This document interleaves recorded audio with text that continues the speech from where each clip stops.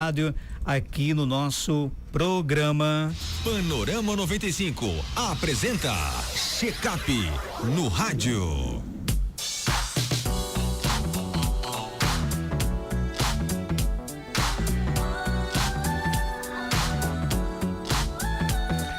Olha, 7h30, confirmando 7h30, com a chegada do período chuvoso, aumentam os cuidados com a saúde, especialmente entre os idosos. As mudanças de temperatura, o risco maior de quedas, as doenças respiratórias e até o isolamento social exigem a atenção redobrada das famílias. No check-up no rádio de hoje, vamos conversar com o médico geriatra Dr. Belísio Neto sobre os principais cuidados que devem ser adotados para proteger a saúde e prevenir e garantir mais segurança e qualidade de vida aos idosos durante esse período. Dr. Belísio, por que o período de chuva costuma aumentar os problemas respiratórios nos idosos? Bom dia, seja bem-vindo aqui ao nosso programa. Bom dia, Marcos, bom dia, Geraldinho, bom dia a todos os nossos ouvintes, a todos os nossos internautas. Satisfação, alegria, mais uma vez estarmos aqui falando de temas relacionados ao envelhecimento, à saúde das pessoas que estão envelhecendo, querem envelhecer com saúde, e das pessoas que já chegaram lá e pretendem ter uma qualidade de vida melhor. Então, chuva sempre é uma bênção, né? Eu esperava que hoje eu desse uma chuva bem grande ontem de noite, deu uma chuva ontem de tarde, para chegar aqui e estar falando dos cuidados, né? A gente sabe que esse período de chuvas, eu sempre digo, é um período que a gente tem que estar com alerta redobrado para as pessoas idosas. É uma bênção sempre para a gente, mas as chuvas podem trazer algumas coisas que estão aí obscuras, alguns perigos para as pessoas idosas. Respondendo a sua pergunta, por que nesse período de chuva a gente tem que ter mais cuidado com as pessoas idosas? O período de chuva tem muita umidade, a umidade ela aumenta a proliferação assim de vírus, tem mais pessoas infeccionadas, mais pessoas gripadas, mais pessoas doentes. A transmissão, a contaminação também da água, não é só para a gente pensando em gripe, mas também pensando em diarreia. Então o período de chuva ele aumenta as infecções, principalmente as infecções respiratórias. Além do que você falou, o calor ele pode precipitar quedas de pressão, o indivíduo ficar com alterações na habilidades expressóricas, essa pressão dá uma caída no calor, o calor precipita também infecções de pele, micose, às vezes alguma dobra do corpo que possa ter algum ferimento, alguma lesão. Então, o período de chuvas traz também aquele risco que não é pouco, dos pacientes idosos escorregarem, quando começa a chover, quer pegar o balde de água de chuva, o piso fica molhado, a dona de casa quer pegar o rodo e enxugar a casa. Então, muito cuidado também com as quedas. Mas falando de infecção, como eu falei, os vírus aumentam, as pessoas doentes aumentam, começa a transmissão. O idoso ele tem uma reserva menor, ele tem um sistema imunológico mais, não diria mais lento, mas com a eficácia, com a competência menor do que o indivíduo mais jovem. Então ele se defende com menos armas, né?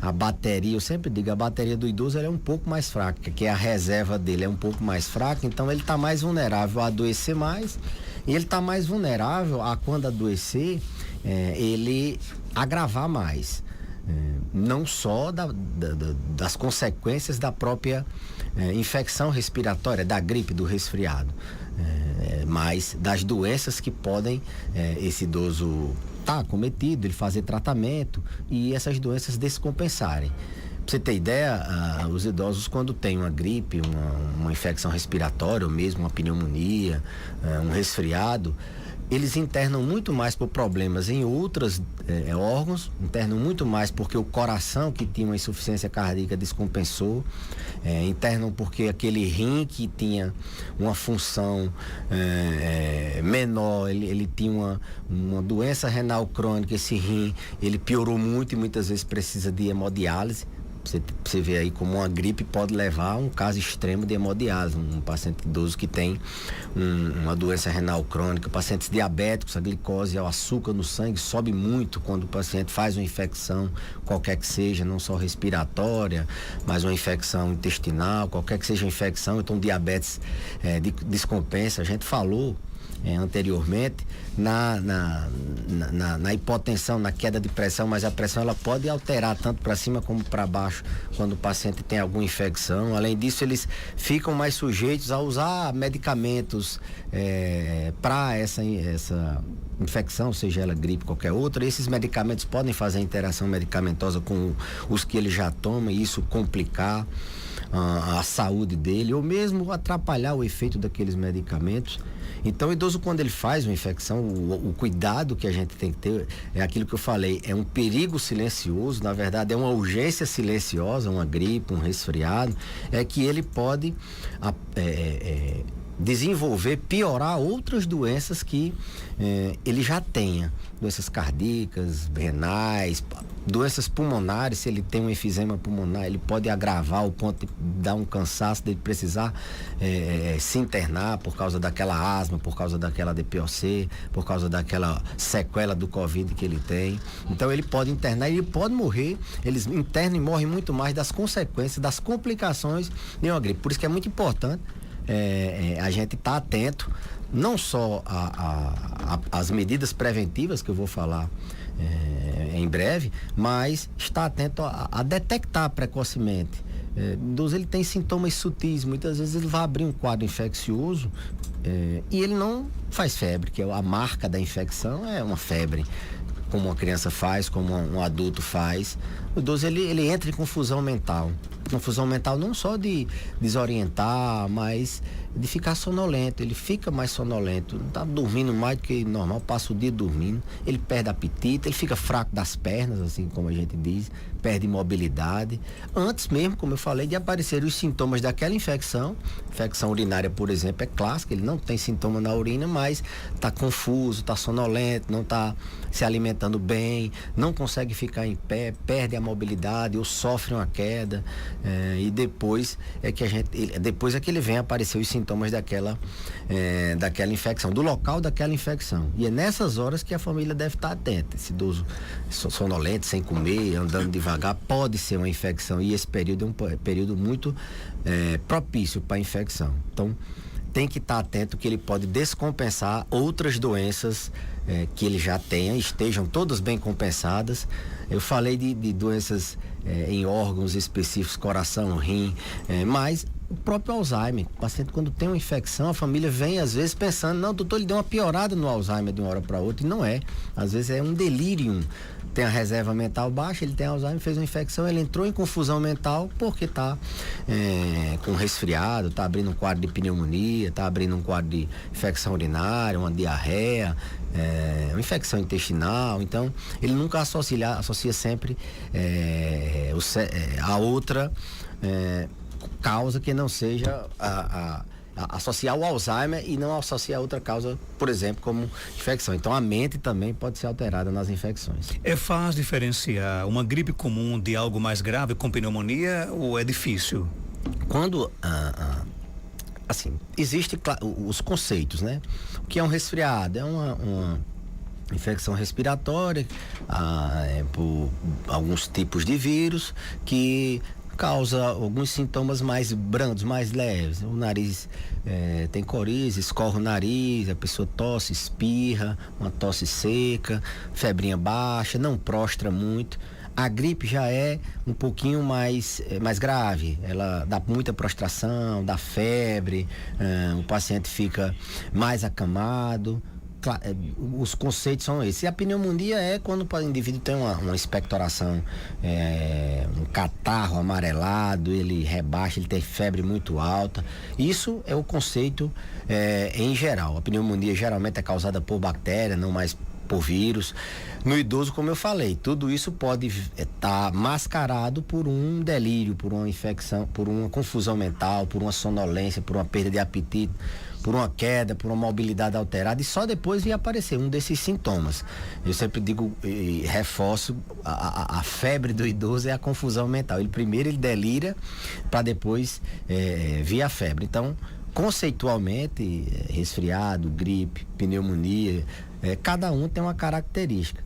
Mas nos idosos essas características se misturam, muitas vezes os sintomas são muito leves, parecidos com resfriado, e o indivíduo tem uma pneumonia. E pneumonia, a gente sabe que é a principal causa de morte intra-hospitalar, é a principal causa de internação por infecções respiratórias. E pneumonia ela pode ser o fator que leva esse indivíduo ao óbito. Lembrando que a pneumonia, ela pode ser consequência. O indivíduo idoso, ele tem, qualquer pessoa na verdade, mas o indivíduo idoso ele é mais vulnerável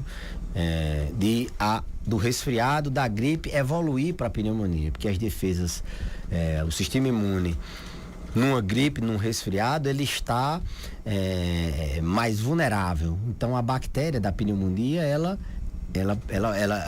penetra o indivíduo, ela infecta o indivíduo. Então esse indivíduo evolui com a pneumonia. Então, o simples resfriado, a simples gripe, a família, os pacientes têm que estar atentos, porque pode complicar com pneumonia, pode complicar com internações por descompensação no coração, por descompensação metabólica no diabetes, por descompensações no próprio pulmão. O indivíduo precisar internar ou ir a óbito porque não tomaram os cuidados necessários, primeiro para evitar desse indivíduo gripar, e depois de quando ele está gripado, não ter a atenção de dar o suporte adequado.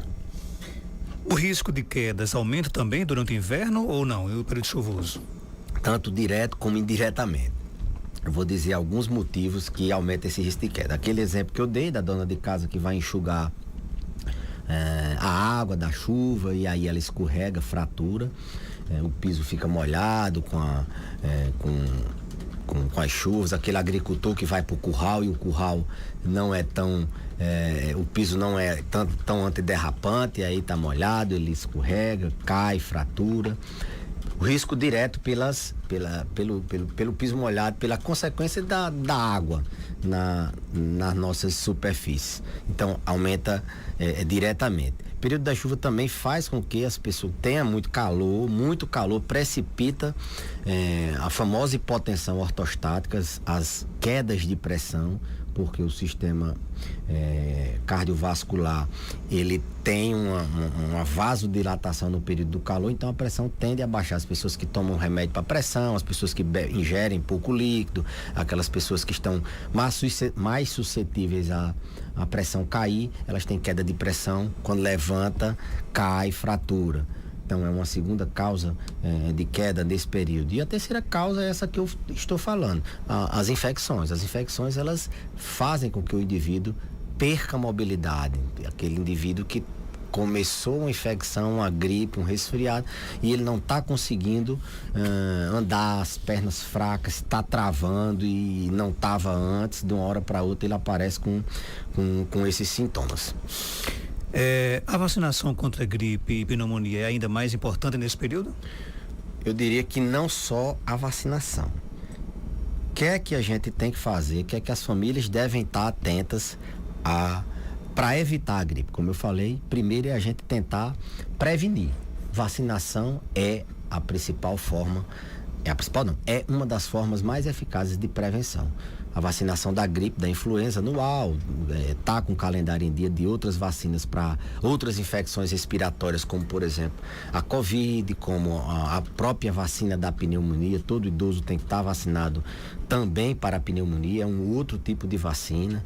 Agora também tem a vacina do vírus sincicial respiratório, aquela gripe que o neto traz do colégio e traz pro vovô, e ele pega essa gripe. E tudo isso leva ao agravamento das doenças de base dele, ao agravamento do coração, ao agravamento do Alzheimer, enfim, da diabetes. E ele pode internar porque começou com a gripe. Então, vacinar previne não só a gripe, não só a doença do vírus sincicial, não só a pneumonia, não só a Covid. Vacinar previne de você descompensar o coração, internar, descompensar o diabetes, internar, ou ir a óbito, descompensar o pulmão e precisar ser entubado. Vacinar começa. A gente pensa só em evitar a gripe, mas não é só isso. É você pensar em outras doenças. Protege até de demência, por exemplo. A vacina da gripe, comprovadamente, ela diminui o risco de demência. Além disso, Marcos, e aí formas eficazes de essa mensagem para quem está nos assistindo ou nos ouvindo.